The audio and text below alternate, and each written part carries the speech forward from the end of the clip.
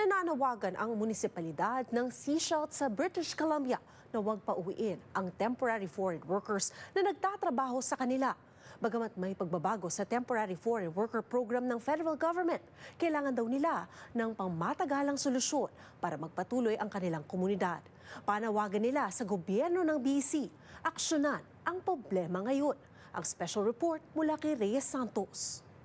Ang greatest worry ko po is yung maghihiwalay na naman po kaming pamilya kasi Sa September 2026, nakatakdang mapaso ang permit ng temporary foreign worker na si Agnes Cabral Cabe.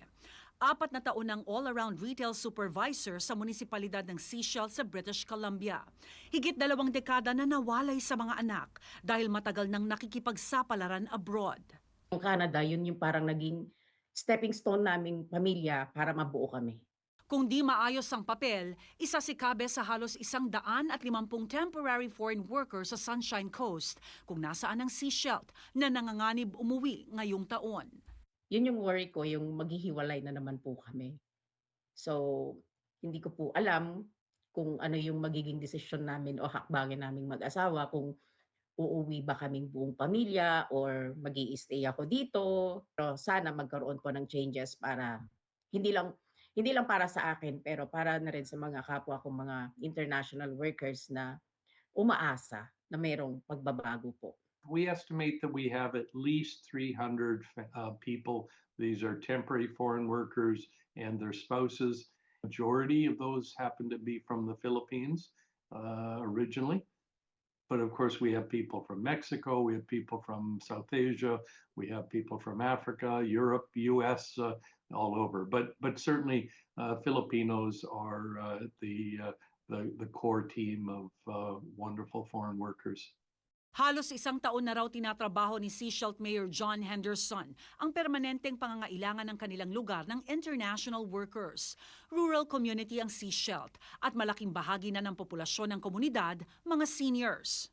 I don't want to call them temporary because the fact is they are not filling temporary jobs. They're filling jobs that are permanent. Essentially every industry. It can be construction, it can be working in, of course, food and retail, it can be healthcare, seniors care. We need people, we need employers and employees to provide those services, which is why we end up with essentially zero unemployment.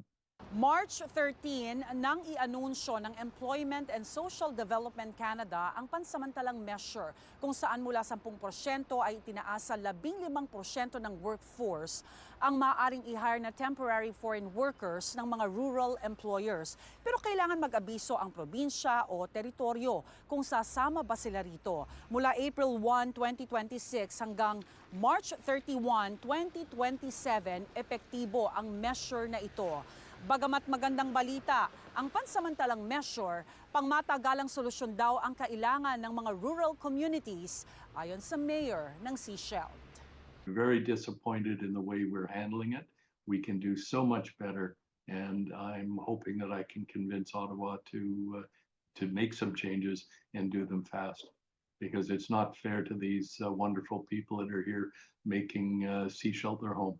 Sadyang nagpapasalamat talaga kami dahil pinaglalaban po nila kaming mga workers po nila, mga international workers. Sa pahayag na ipinadala sa Omni News ng BC Minister of Post-Secondary Education and Future Skills na si Jessie Sunner, nire-review daw nila ang mga pagbabago sa Temporary Foreign Worker Program na inanunsyo para maintindihan ang implikasyon nito.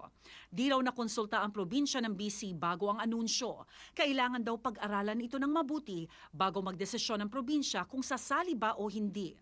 Alam daw nila ang hamon ng mga employer sa pag-recruit ng mga manggagawa at naniniwala ang probinsya na di pang matagalang solusyon ang TFW program. Patuloy daw ang pag-advocate nila sa federal government na palawakin pa ang alokasyon ng probinsya sa pamamagitan ng BC Provincial Nominee Program para matugunan daw ang pangangailangan ng BC kasama na ang rural areas. Yes, we need a long-term distinctive program for immigration for rural communities. But we also need the interim. We need to take care and we need to keep the people we have. It's a challenge to understand why this is not being addressed faster. And that's why we are making the big trip to Ottawa, because it's easy, I think, when you live in a big city or even in Ottawa to think that, well, everything is okay. Of course, it's not. And we use the hashtag one size does not fit all. Sabi po nila ayaw na naming umuwi. Ayaw na naming mapahiwalay sa inyo. Agarang solusyon para sa mga pa-expire na pong visa namin. Rhea Santos, Omni News, Vancouver.